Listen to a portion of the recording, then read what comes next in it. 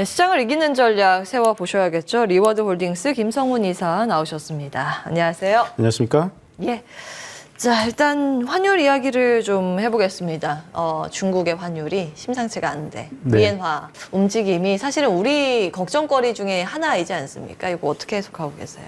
최근에 위안화의 움직임이 상당히 좀 가팔라지고 있습니다. 아무래도 우리나라 원화 같은 경우는 물론 달러화에도 영향을 받겠지만 최근 들어서는 위안화의 영향을 상당히 좀 많이 받고 있기 때문에 계속 예의주시할 수밖에 없는 상황인데 최근에 위안화의 변동성은 결국 시진핑 3기가 이제 출범을 했기 때문이라고 봐야 되겠죠. 물론 그 안에서 모두가 다 알고 있듯이 측근 7인들을 이제 거의 공청단을 배제를 시키면서 이제 이렇게 되면은 시진핑 북한과 같이 가는 것 아니냐, 독재 체제로 가는 것 아니냐라는 우려감이 전 세계 글로벌 증시에서 특히나 중국 관련주들의 급락을 이끌어내고 있습니다. 최근 들어서 우리나라 시장도 바닥을 딛고서 반등을 조금씩 시도를 하고 있는 와중에 중국에서 이런 움직임이 나오다 보니까 약간 어떤 의심 아닌 의심을 좀 하고 있는 것 같은데요. 우리는 그 안에서 좀 냉정하게 이건 너무 분위기가 안 좋은 것 아니야? 이렇게 보실 건 아닌 것 같고요. 냉정하게 수혜를 입을 업종과 피해를 받을 업종을 나누어서 우리는 또 투자 전략을 새롭게 세워볼 필요는 있을 것 같습니다. 자, 그동안 제가 삼성전자 계속 강조를 드렸습니다. 물론 반도체 업황의 바닥 가능성을 먼저 말씀을 드렸는데 이 중국의 독재 체제가 완성이 되면서 대만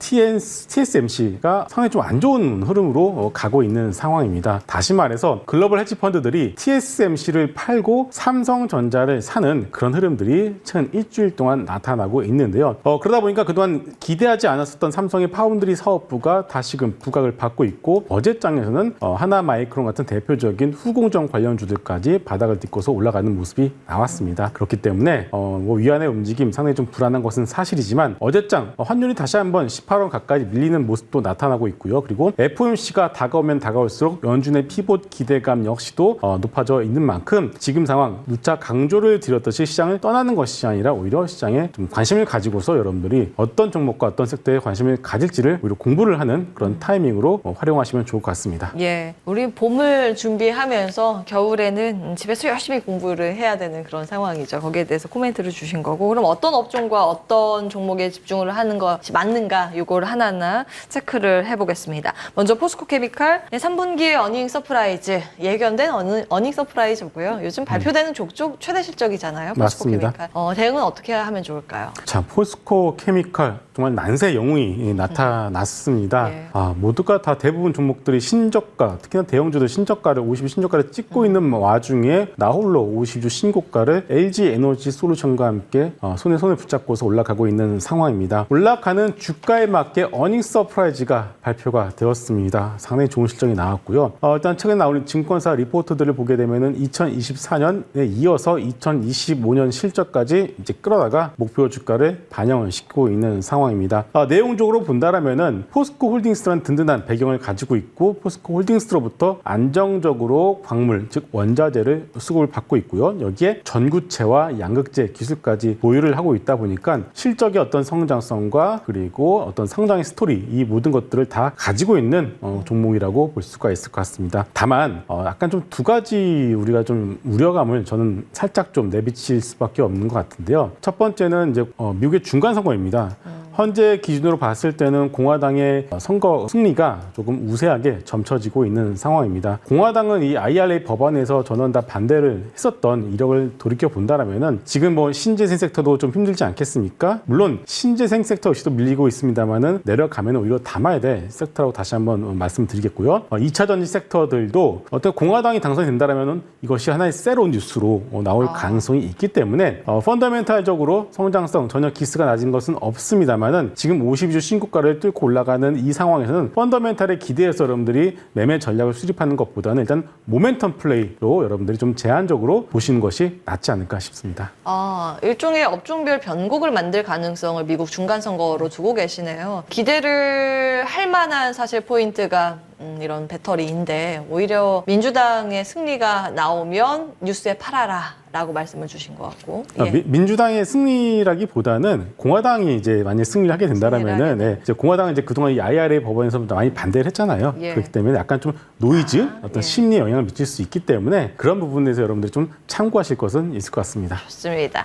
자, 다음 보겠습니다. 지금 현대차, 기아가 계속 후진 기어를 넣고 있습니다. 오늘도 그러지고 있는 상황인데 매매 전략 어떻게 하면 좋을까요? 참 어렵습니다만은 지금 52주 신저가를 찍고 있는 수출 대형주들의 경우에는 저는 사야 된다라고 좀 보고 있습니다. 대표적으로는 수출 대형주 바로 조선과 자동차라고 볼 수가 있겠는데요. 현대중공업 같은 경우에도 뭐 후판 가격의 노이즈 그리고 뭐 파업 관련 이슈가 나왔습니다만은 오늘장 다시 한번 딛고서 올라가는 모습이 나오고 있고요. 현대차 같은 경우도 마찬가지입니다. 현대, 기아 같이 묶어서 말씀을 드릴 수밖에 없는데 물론 그동안 주가가 흘러내린 이유에 대해서 우리가 한번 간단하게 말씀을 드려보게 된다면은 내년도 경기 침체에 대한 우려감이겠죠. 테슬라 역시도 빠르게 재고가 늘어나고 있는 상황이고요. 미국 같은 경우는 우리나라와 달리 이 리스를 통해서 이 차를 구매하는 비중이 상당히 높습니다. 근데 아시다시피 금리가 워낙에 가파르게 올라가다 보니까 리스 비용이 어마무시하게 올라가고 있는 상황이에요. 예. 그러다 보니까 자동차 판매 어떤 대수 역시도 줄어들 수밖에 없고 만하임 중고차 지수도 상당히 가파르게 내려오고 있기 때문에 이러한 노이즈들이 현대차, 기아차의 50 신저가를 만들어냈다라고 봐야 될 것 같습니다. 하지만 결국 저는 환율 피크 아웃을 통해서 그동안 비워놨었던 한국물을 외국인들이 사주게 된다면은 삼성전자를 필두로 해서 현대, 기아차 그리고 조선유 대표적인 수출 대형주들은 외국인들이 다시는 담을 수밖에 없다라고 재판을 하고 있기 때문에 지금 구간 박스권 전략을 말씀을 드리겠습니다. 밀리면 사고 오르면 팔자. 이렇게 밀린다라고 여러분들이 걱정하실 건 아닌 것 같습니다. 밀릴 때는 좀 자신 있게 매수를 하시고 올라가면은 적당히 수익 실현하는 그런 박스권 전략을 4분기에는 여러분들이 가져가시면은 좀 좋은 결과가 있지 않을까 싶습니다. 지금 박스권 하단이기 때문에 매수 대응 말씀을 주신 겁니다. 완성차 봤습니다. 요즘 표현으로 빠사오팔이라고 하잖아요. 빠지면 사고 오르면 팔고. 맞습니다. 이 전략 기억해 보도록 하고요. 다음은 하나마이크론, 동진 세미캠 등의 반도체 소부장단 요즘 오랜만에 강세 흐름을 나타내고 있거든요. 계속 좀 기대를 가져도 되겠습니까?